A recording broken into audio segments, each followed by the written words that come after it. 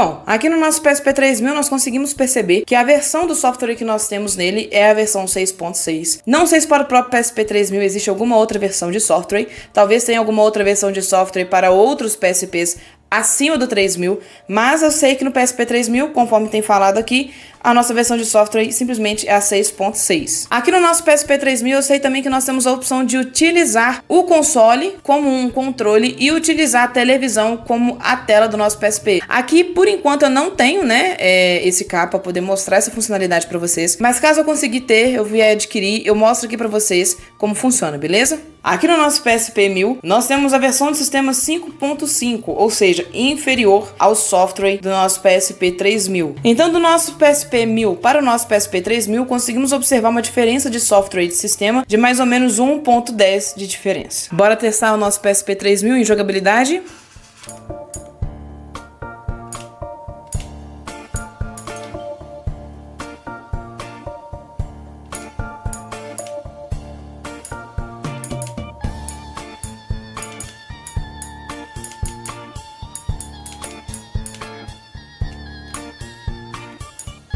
Bom, beleza, então no nosso PSP 3000 nós ainda temos jogos ainda que permitam com que a gente utilize o analógico para movimentar. Porém, não sei como que a gente vira. Ah, tá, ó, pra gente poder virar. É quadrado e bolinha, ó, como vocês podem ver, tá vendo? Legal que esse joguinho específico, ele já te dá uma introdução pra você poder aprender, um tutorial, na verdade, pra você poder aprender a jogar, né? O gatilho nosso aqui tá funcionando. A gente utiliza o gatilho do botão left e o botão right pra poder atirar. Ah, beleza. Nas setas nós trocamos de arma. Para olhar para baixo também nós utilizamos o X. E para olhar para cima nós utilizamos o triângulo. Então, em um dos Call of Duty aqui disponíveis no nosso PSP 3000, nós utilizamos o botão de X, quadrado, triângulo e bola como opção de direcionamento de visão do nosso personagem. Utilizamos o analógico para poder fazer a movimentação do nosso personagem. E pelo menos nas setas, na seta direita nós utilizamos para poder fazer a troca de armas. Na seta esquerda nós utilizamos para poder fazer a recarga, né, da munição da arma. Na parte de baixo nós abaixamos, obviamente, e na parte de cima não fazemos nada por enquanto. Eu digo que a jogabilidade é bem difícil até você acostumar. Ainda mais nos dias de hoje que nós estamos acostumados com os consoles com dois analógicos, que o direcionamento de visão é um analógico direito, né? E o direcionamento de locomoção dos personagens é o analógico esquerdo, assim como está sendo aqui. Tem um pouco de diferença na nossa jogabilidade. A jogabilidade em jogos de tiro no nosso PSP 3000, ela é bem complicadinha até que se acostume com essa jogabilidade aqui, com essa forma de direcionamento com os botões de X, quadrado, triângulo e bolinha. No PSP 1000 nós vamos testar o jogo Medalha de Honra, que também é um jogo de tiro. Com certeza a jogabilidade do próprio jogo vai ser um pouquinho diferente, né, do Call of Duty que nós testamos no PSP 3000, por serem jogos diferentes e também por serem consoles diferentes. Aqui no nosso PSP 1000 também, a visão do nosso personagem também, ela é direcionada pelos botões de X, quadrado, triângulo e bolinha. A locomoção é feita pelo nosso analógico. As setas também são as mesmas funcionalidades do outro jogo no nosso PSP 3000. Né? No botão esquerdo aqui a gente recarrega, no botão direito nós mudamos de arma, no botão de baixo aqui nós abaixamos. Parece também que nós não temos a opção de correr. Nesse jogo aqui nós não temos uma mira automática. Nós temos que mirar por conta própria.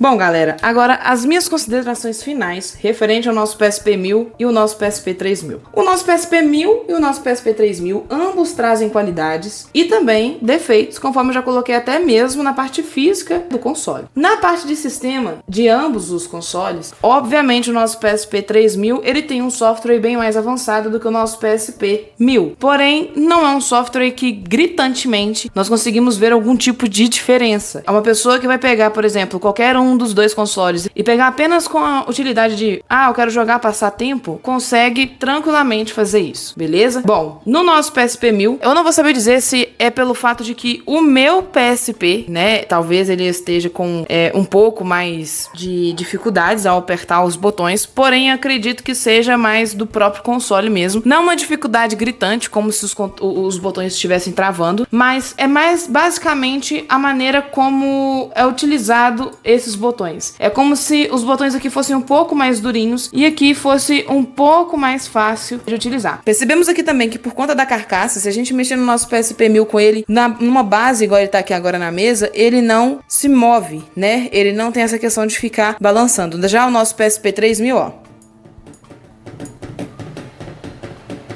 inclusive até desligou. E eu ainda fico com aquela mesma opinião. Em 2025 ainda vale a pena você ter um PSP, seja ele 1000, 3000, o 2000 que eu não tenho ele aqui, ou além do 3000. Na minha opinião, vale sim muito a pena, porque é um console para você poder jogar, ter aquela nostalgia de jogos que você pode ter ali na mão, porque foi um dos primeiros consoles bem avançados que nós tivemos no mundo dos games, dos consoles portáteis, né, avançados que nós tivemos no mundo dos games.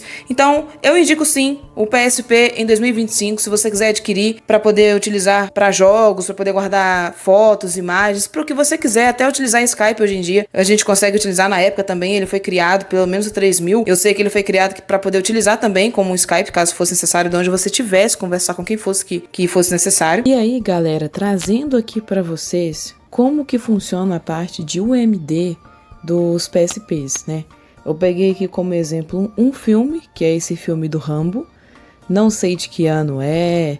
Enfim, eu peguei esse filme emprestado para poder colocar aqui nos PSPs para a gente poder testar e vocês verem como que funciona, né, a parte da mídia UMD. Então, galera, como vocês podem perceber, é assim que vem a mídia física quando a gente compra, seja DVD, seja jogo, para utilizar na UMD do PSP.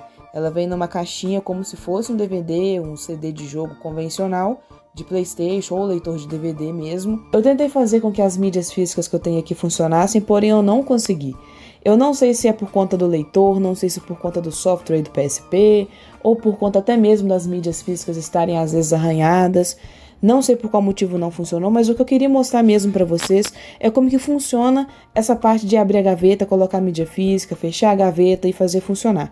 Eu não consegui fazer funcionar, mas eu já adianto para vocês que num PSP novo, seminovo, bem conservado, não é para ocorrer esse erro. Basicamente é para você poder pegar a mídia física, desde que ela também esteja conservada, não esteja arranhada, nem quebrada, nem estragada, você colocar no leitor e o PSP também estando conservado, ele simplesmente faz a leitura e automaticamente ele vai abrir o jogo ou o filme que você colocar no leitor UMD do PSP.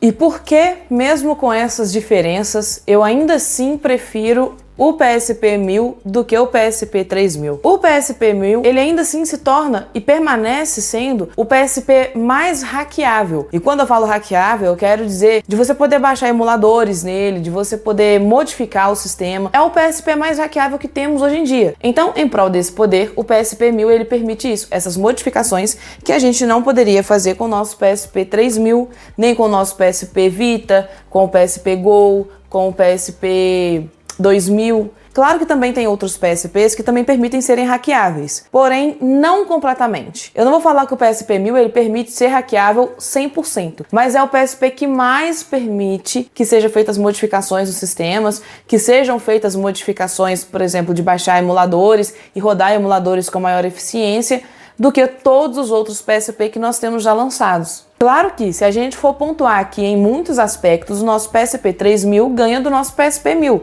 Por exemplo, em questão de bateria, por exemplo, em questão de RAM, por exemplo, também em questão de tela, que é uma tela mais brilhosa, é uma tela com maior saturação. Enquanto o PSP 1000, ele é o mais básico mesmo, porque é como se o PSP 1000 fosse meio que um protótipo da Sony, da PlayStation, ao criar os portáteis, no caso do PSP. Então, claro que ele vai ser mais basicão, ele vai ser o início de tudo, ele vai ser o que tem menos memória RAM, é o que vai fazer mais barulho, é o mais robusto, é o que tem a pior tela. Porque se formos pontuar aqui as diferenças entre o PSP 1000, o PSP 2000 e o PSP 3000, é claro que a gente vai ter diferenças igual a gente está falando aqui no vídeo o tempo inteiro, sobre as diferenças do 1000 para o 3000. Claro que eles terão diferenças muito visíveis, inclusive, mas a pessoa que for comprar um PSP para ela poder apenas jogar, emular, focar nisso, ela não vai se preocupar tanto quanto ao sistema. Então não vai ser uma diferença tão gritante, tão grotesca entre esses três que eu acabei de citar, no 1000, no 2000 e no 3000. Dependendo do modo que a pessoa focar no console, dependendo da maneira como a pessoa focar, na verdade, no portátil, para ela, as diferenças do 1000 pro 2000 e pro 3000 serão extremamente gritantes,